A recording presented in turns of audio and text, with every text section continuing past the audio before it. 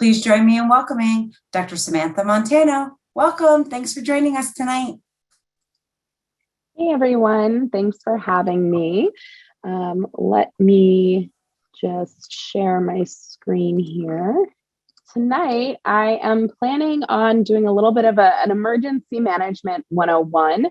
I find emergency management isn't necessarily a field of study, a field or profession that many people have any kind of real in-depth knowledge about, even though we talk about disasters a lot and certainly are talking about disasters even more frequently given the climate crisis. So hopefully this will give everyone some good background. So I wanted to start off just giving you a little bit more about my background and how I came to be involved in doing disaster research. Because it was my experience in the field after major disasters in the US that has inspired my research and has really driven the work that I have done. So my first experience with a disaster was in New Orleans post Katrina. I grew up on the East Coast, but I had the opportunity to travel to New Orleans right after the storm and help gut houses, rebuild houses.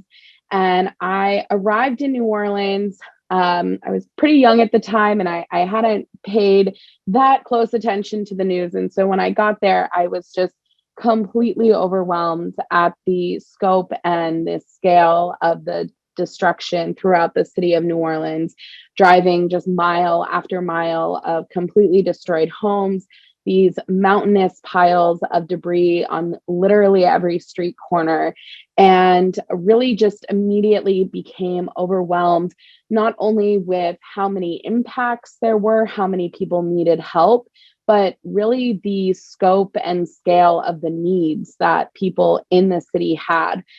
Everybody needed something. Many people needed many things, and there were a lot of other people that were there volunteering. Certainly, New Orleanians were doing incredible work themselves. But the government presence at the time was still relatively minimal compared to how many needs there were. And so after just a week there, trying to gain a sense of how they would realistically rebuild an entire city with the help that was there seemed like quite a difficult task, which of course it has proven 16 years later to be. And so I decided to move to New Orleans. I ended up doing my undergrad there at Loyola University, and I worked with a whole bunch of different recovery nonprofits that were doing all kinds of work throughout the city. I did a lot of volunteer coordinating for other volunteers that were coming in from out of state. Rebuilt a lot of houses, helped, connect elderly folks with resources in the city, other vulnerable populations, helped people fill out FEMA paperwork, insurance paperwork, kind of anything or everything that needed to be done in New Orleans. And as I kind of went through that recovery process, I noticed that the way we were doing recovery didn't make a lot of sense. The people who needed things weren't getting the resources they needed. You heard Congress talking about these billions of dollars coming into New Orleans, and where was that money actually going? Who was getting to make decisions about how the city was rebuilt? You could see really clear disparities based on race and class as you drove from neighborhood to neighborhood. And so I had a kind of a lot of questions and really considered the recovery to be one filled with multiple failures. Again, not from the work being done by local folks, but more kind of these external sources that were supposed to be, I thought, providing these resources and leading that recovery. So it was in that context of living in this kind of perpetual state of recovery in New Orleans that I experienced the BP oil disaster. So I was in the city in 2010 when BP disaster happened along the Louisiana coast.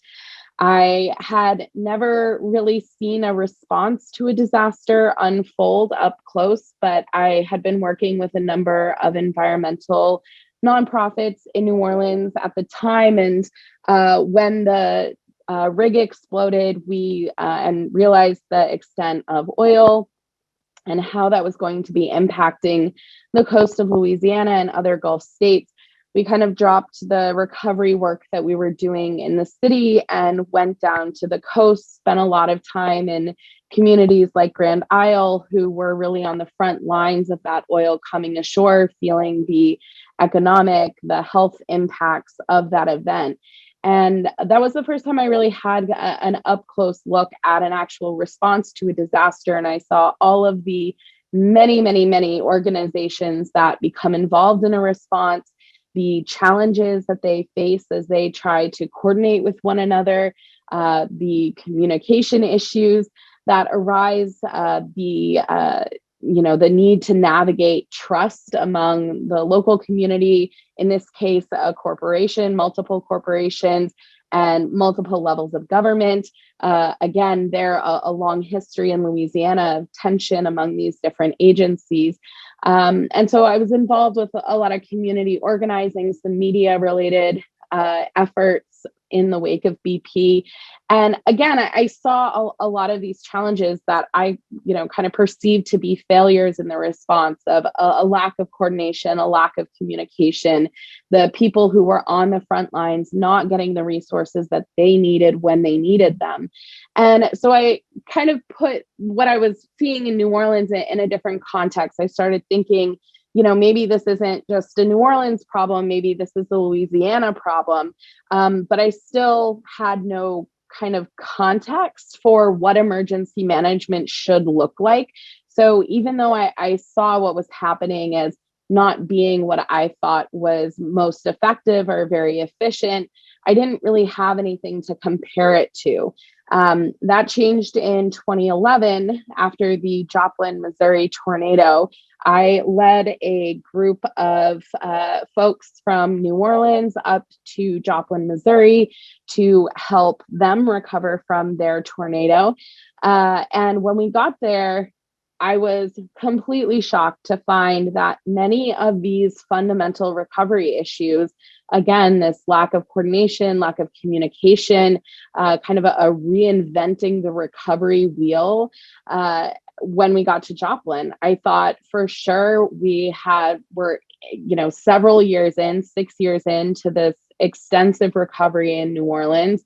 We have a really good idea of what it takes for people to recover, how that process should go.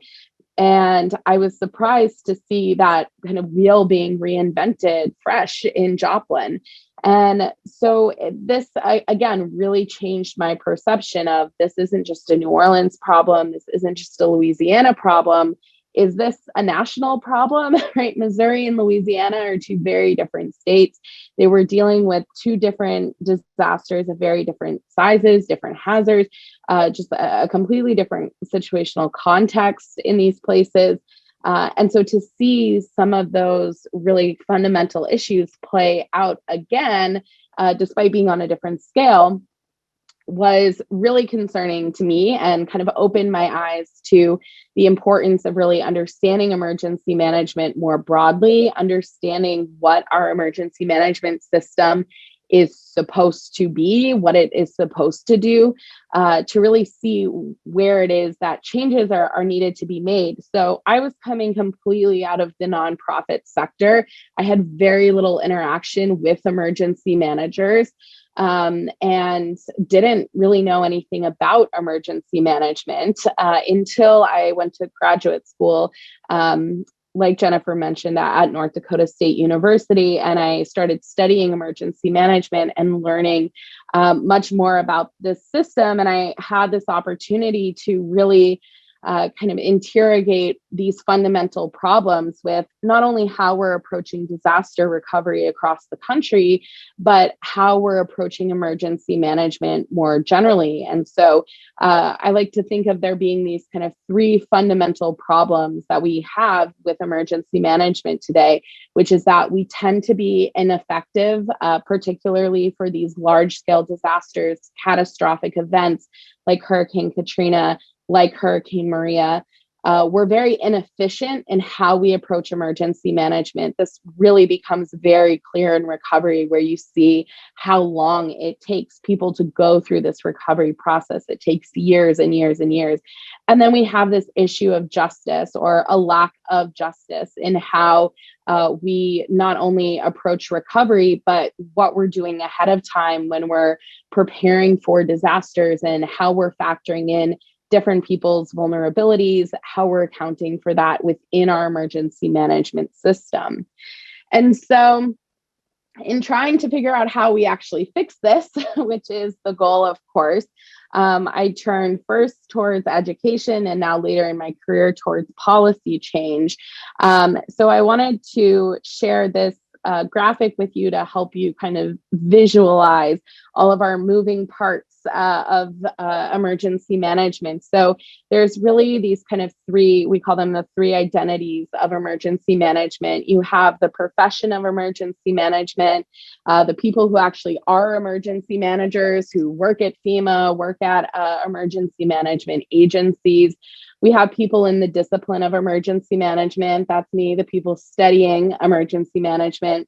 And then we have everybody else in the function, which is the people who are actually doing the work of emergency management. Emergency managers aren't out there building levees themselves, or even necessarily opening a shelter during a response. There are other people in our communities from every other profession who are actually doing that work. And so we need to involve them in our understanding of emergency management and our emergency management system.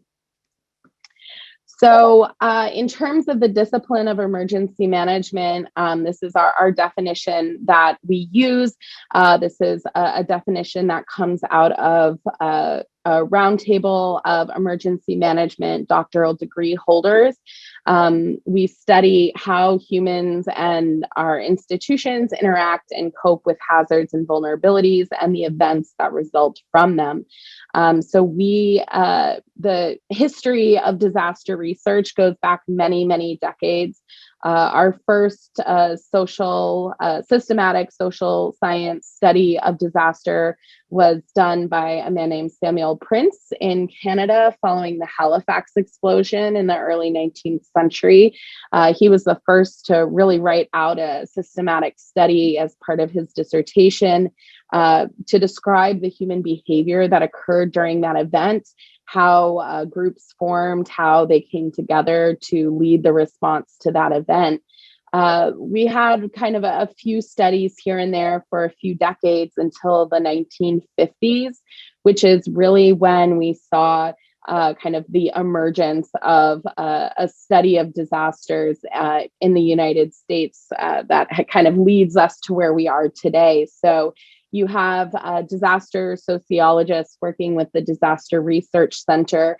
They were funded by the federal government to better understand how American citizens would react to bombings on US soil in the aftermath of World War II, concerns looking at how Europe responded, and kind of wanting to have a sense going into the Cold War of how Americans would respond to such an event. And so those disaster sociologists really laid the groundwork for what we know about how people respond to disasters today. Dr. Quarantelli, Dr. Dines, Dr. Bill Anderson, they, along with others, did what we call quick response studies. So when a disaster happened anywhere in the country, they got there as soon as they could. They made observations, did interviews, really pieced together how the response was handled. Their thought was that a disaster is the closest approximation they could get to a bombing, and that they could gain insights that would be useful to the military. In the process of doing that, they created this incredible body of research, again, that we still rely on today, of dozens and dozens of disasters, everything from transportation accidents to tornadoes to fires to floods all across the country. And they learned some of the most fundamental things that we now know to be true about disasters, that people behave pro-socially. We don't turn against each other most of the time when disaster happens. We actually help each other. People make the best decisions that they can for themselves and their family based on the information and the resources that they have. So we had this sociologist doing this really important human behavior work. We also had geographers contributing kind of their own line of research, led by Dr. Gilbert White, who was looking at this interaction between hazards and humans and how that led to disasters. So the flood itself isn't the disaster, it's how that flood interacts with us, how we've built our environment that can lead to a disaster happening. And so we see these multiple lines of research in sociology and geography coming together throughout the 50s, 60s, 70s, into the 80s and 90s. You start to see a lot of other disciplines, researchers in kind of any discipline you can imagine. There's somebody there who is studying disasters from their own discipline's theoretical perspective. Going into the late 90s and really with 9/11, and certainly once Katrina occurred in 2005, you start to see this shift within disaster research where we've produced all of this research, but it really wasn't making its way into practice at all. And people were really talking over one another, as people in different disciplines have the tendency to do. There was a lot of, there wasn't a lot of building off of other people's theories, building off other people's work. And so there were all these problems within this research, which again, around 2001 to 2005, led to a number of scholars across the country being able to do what we now consider to be emergency management research. They were able to pull these incredible studies from all of these different disciplines, start to synthesize the findings of that work, start doing original emergency management research in a way that could bring those theories and bring it more into the applied side and bring things into practice and really try to organize kind of this very, very, very broad field of disaster research into some more usable work for emergency managers specifically. And so for the past 20 years or so, we have seen the discipline of emergency management begin to emerge theoretically, right, into having our own journals, having our own conferences, having doctoral degrees. Still a very new baby discipline, but growing nonetheless. So we also have the profession of emergency management. And we, again, are kind of working side by side with the discipline here. But the profession of emergency management is older than the discipline. So we generally say emergency management got its start in the 1950s, civil defense era in the United States. We had civil defense offices throughout the federal government, at the state level, in some local communities. Again, pretty one-track focus on preparing for this nuclear threat. But as those civil defense agencies began to be built up at the local level, the people who were volunteering there, the people who were working at those agencies, started to see that there was a real value in the work that they were doing, the planning, the preparing, the stockpiling of supplies, that they could use those efforts that they were engaging in to help with other disasters that were actually happening in their communities, whether it was a tornado or an earthquake or a flood. And so there started to be this shift, again, kind of late 60s into the 1970s, where you start to see these civil defense agencies transition into our modern day emergency management agencies. You see the creation of FEMA in the late 1970s, which consolidated a number of civil defense and other kind of preparedness agencies that were operating within the federal government. And as you go through the 80s, 90s, into the 2000s, you start to see a real professionalization of emergency management. Traditionally, the people who were fulfilling these civil defense roles and these kind of first emergency managers tended to be retired military folks, retired first responders, police, fire, people from those backgrounds, kind of using this as a retirement gig. They had some skills, some expertise that they could shed on this, but they were by no means experts in emergency management. They weren't trained for that. And as we have begun to professionalize emergency management, we've seen that there are now degree programs that people are coming out of to take these positions. We have certifications. There is this building of the profession kind of at the same time that we see the emergence of the discipline. So in terms of what emergency management actually covers, so I've talked a bit about recovery. So that's part of emergency management. Response is kind of the obvious one here. Response is usually what people think of when they think of disasters, when they think of emergency management. That's when you're doing those life-saving tasks. It's the kind of, flashing lights. It's what disaster movies are written about. You have the recovery, the putting everything back together, but we also have mitigation and preparedness that fall within the purview of emergency management. Preparedness is everything that we're doing to ready ourselves to be able to go through a response and a recovery.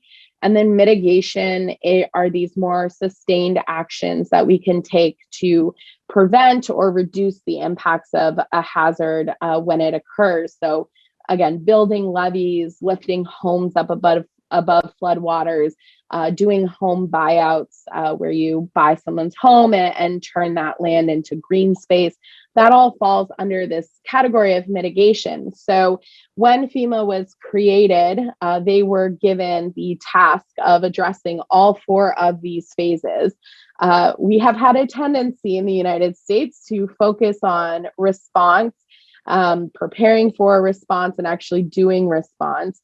There is a growing focus in recovery, but we really have been quite reactive. We have not been doing what we should be in terms of being proactive about mitigation and really preparedness either, although better than mitigation. And this is something that is becoming a kind of a much bigger and part of our conversation right now nationally as we think about how climate change fits into this disaster life cycle. And so emergency management is covering a lot of ground here, right? This is the kind of expertise, the kind of skills that you need for response are very different than what are needed in mitigation. And one of our issues across the country is that although we have some emergency management agencies that are very well funded and well staffed, like New York City Emergency Management Agency, they have over 200 employees, for example.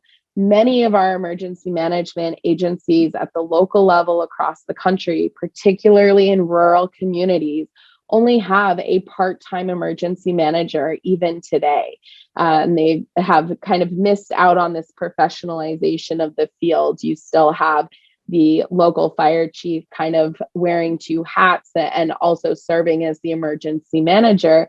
And maybe that works if you have a pretty low risk community. But again, as our risk is changing across the country, we're really starting to see where this lack of capacity at a local level is leading us to some real problems in response and recovery and our ability to actually do this mitigation and preparedness ahead of time. So kind of a wide variety of differences in terms of the agencies that we see across the country and the resources that they have to actually address the challenges of all four of these phases. I also just wanted to point out that emergency management does more than just natural hazards. So that's probably when you kind of hear about FEMA most, earthquakes, floods, wildfires, etc. But we are also involved with managing pandemics, chemical hazards, radiological nuclear hazards. Cybersecurity is starting to kind of fall within the purview of emergency management.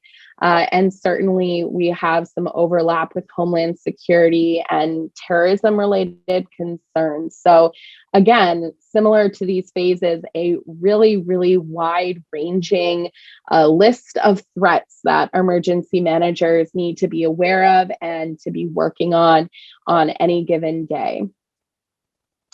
We also are working with this vast array of stakeholders. So when we do emergency management, when we study emergency management, we are not just studying emergency managers. We're studying and working with all of the people that are involved in doing emergency management, which is everyone. So we are looking at government, again, not just EM agencies, but everybody from your mayor to the White House to Congress are involved in some capacity in emergency management. We're looking at nonprofits, those that have disaster specific missions, but also those that are just local to a community when a disaster happens and ends up expanding and helping with the response or the recovery in some capacity. We're working with businesses, whether those are businesses that have government contracts to actually participate and have a role to play in a response or a recovery, or businesses that are affected by disaster. We need to be working with media. Media is going to drive a lot of the work that emergency managers do. It drives a lot of our issues that we have in emergency management. It's also a potential solution to a lot of our issues. So they're a really important stakeholder. And then, like I said, everyone is involved in emergency management. The decisions that we make as individuals about whether we are going to prepare for a disaster ahead of time or not are going to influence kind of what the scope of need is in a community once a disaster has happened. So all kinds of ways that our individual decision making are affecting the work of emergency management. So I wanted to just return to this quickly to point out that on this graphic here, you'll notice these arrows going between these three identities of emergency management. We have, so of course, these arrows represent that there needs to be communication back and forth between these different groups. We've been pretty siloed in emergency management until relatively recently. The discipline has largely kind of kept to ourselves as we've developed. The profession can kind of tend to be a little bit more isolated than you might expect. And then the people who are working in the function, kind of everybody else here on our array of stakeholders, they, some of them are working disasters to disasters and they develop relationships. They kind of get a sense of what's happening. But a lot of these groups don't have prior disaster experience, don't have prior emergency management experience, and they don't really know what this emergency management system is. They don't know how they fit into it. And so they have also been relatively isolated to the extent that there have been efforts to try and bridge these different identities. We've seen that most of our efforts have been between the discipline and the profession. So in the past decade or so, I would say there have been a number of efforts to try and kind of what we call bridge the gap between the profession and the discipline. For those of us that are studying disasters, this is really driven by this desire to see the findings of disaster research implemented in the work that the profession is doing. But as anybody else who has done science communication work will attest to, I'm sure, it can be really difficult. We're very often not speaking the same language. There has been a need to really build the trust between the profession and the discipline, for the discipline to understand what kinds of research findings are useful to the profession and what are not useful to the profession, to really understand what is within the control of the profession and what falls outside of their kind of purview and what is more of a policy issue rather than a practice issue. We've also seen that there have been, noble efforts between the profession and many of the people that work in the function of trying to, do these public engagement efforts from the profession with their local communities to bring local nonprofits into planning meetings, to hold community preparedness events, try to kind of build those relationships between the profession and everybody else. But because there are so many people, so many groups that are operating within that function, the profession and that the profession has limited resources, that has been a quite challenging. And then we have this final arrow, which is the one we've really given kind of the least amount of attention to, in my opinion, which is having disaster researchers, emergency management scholars talk directly to the public, talk to the people that are working in the function. Kind of historically, we've tended to say, no, let's just talk to the profession. They can kind of funnel this information to the function. And one, that's not necessary. Two, the profession doesn't really have the resources or the ability and frankly, the desire to be doing that. And so something that I have spent a lot of time doing in my work and always encourage other disaster researchers to do is start making these inroads with nonprofits, businesses, whoever is working within this function who wants to learn about emergency management, who wants to learn about disasters, to bring that disaster research directly to them, not to circumnavigate the profession or cut them out at all, but to help carry some of that weight for the profession.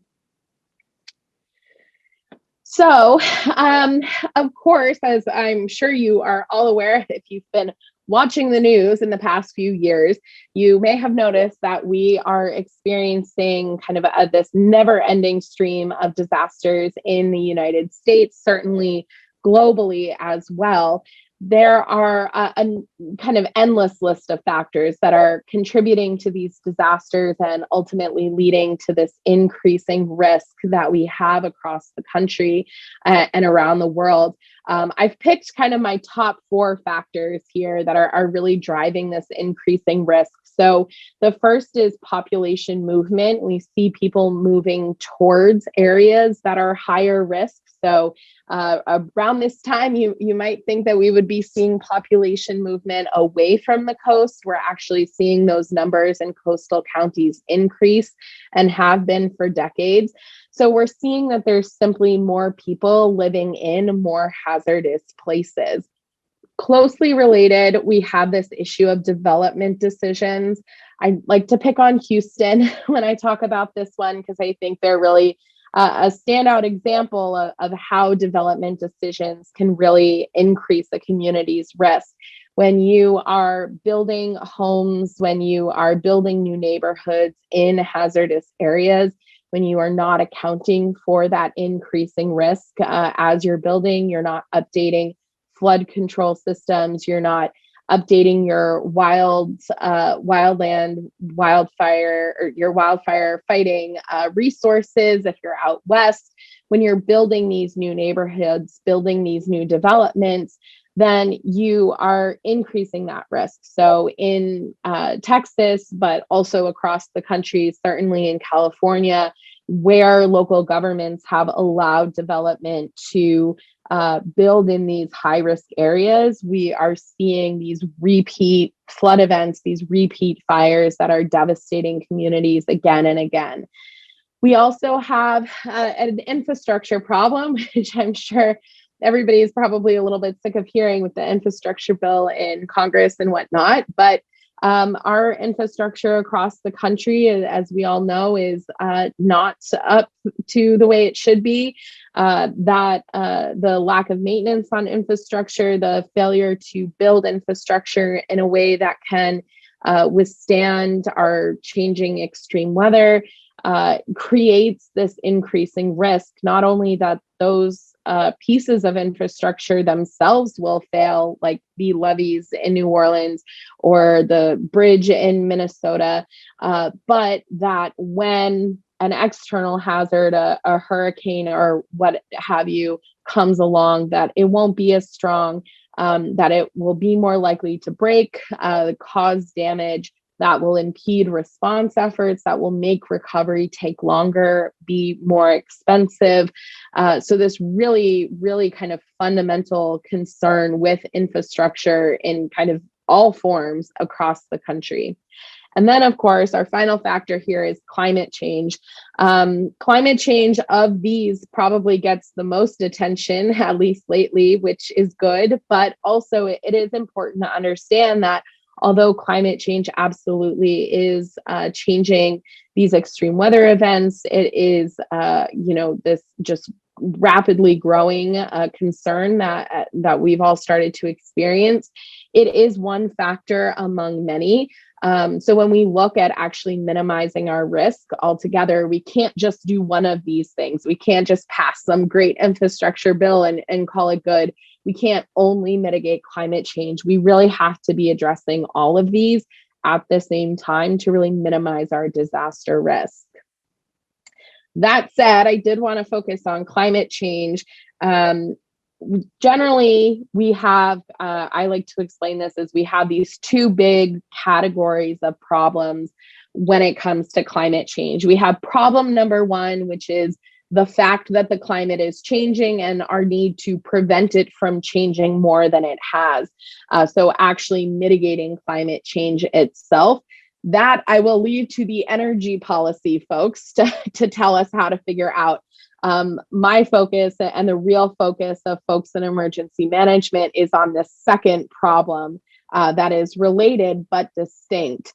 And this is actually managing the consequences of climate change. As we are beginning to experience those consequences, emergency managers are finding themselves on the front lines of this crisis. They are dealing with these increased flood events. They're dealing with these rapidly intensifying hurricanes, these heat waves, these droughts, these wildfires, etc. And it is the job of emergency management to manage those particular consequences of climate change. And so, like I said, emergency management is a frontline system. It is in the places where we are experiencing these impacts already, but it really affects all of emergency management. It affects every single one of those phases that I mentioned. Obviously, mitigation is probably the one we think of most, closely aligns with what some folks call climate adaptation. There's significant overlap there. You have, as you are seeing more events occur in places across the country, you're seeing this increase number of responses that need to occur. That means we need more resources for response. We need to be doing more to prepare for our responses. We also need to do things like rework our risk assessment plans. I showed you that list of hazards that we are responsible for in emergency management, and many of those, if not all of them, have some connection in some way to climate change, or will see climate change affect them at least indirectly in some way. And so in emergency management, some of the most basic things that we're still just beginning to do is update those risk assessments at the local, state level to make sure that we're not just basing our understanding of what our risk is on past events, on historical events that have occurred in our communities, but making sure that we're accounting for future climate projections in our risk assessments and reprioritizing what we're going to use our resources to deal with. Because as many communities in Louisiana, Texas, California have begun to understand, is that there are limited resources currently to deal with these impacts, and that the system, our emergency management system, for actually accessing those resources for our communities is a very complex one. It's one that isn't always very efficient. So like I said, this increases the urgency of our hazard mitigation. We talked about risk assessments. We also need to make sure that we are doing mitigation in an efficient way. We can't wait to the last minute more than we already have if we want to protect our communities. So this really increases the urgency of hazard mitigation. It requires us to really grow the capacity of our emergency management agencies, particularly at that local level. There should be no such thing as a part-time emergency manager in the 21st century. There are too many risks out there for communities, and we need to make sure that communities are investing the resources that we know they need to just do the kind of basic response to these events. And we also need to go and make sure that when communities are experiencing these disasters, sometimes repetitive disasters, that there is a pathway for them to recovery, and that there is a pathway to recovery that can be locally led, that incorporates a just approach into that recovery, and one that is efficient. We are seeing a lot of communities, again, Southeast Texas, Southwest Louisiana, that are getting stuck in what I call the cycle of recovery, where one disaster happens before they've been able to recover from their last disaster. And a part of that is this inefficiency in the recovery process. So anything that we're doing to make that recovery process more efficient, more equitable, is going to help these communities be more prepared for the next event that occurs. And so our current situation requires a lot of work, right? We really don't have time to reinvent the wheel. Very often when we are having these climate change conversations nationally, there can be a tendency to kind of leave emergency management out, to not really see how emergency management fits into this much broader conversation about climate change, how it fits in with climate adaptation.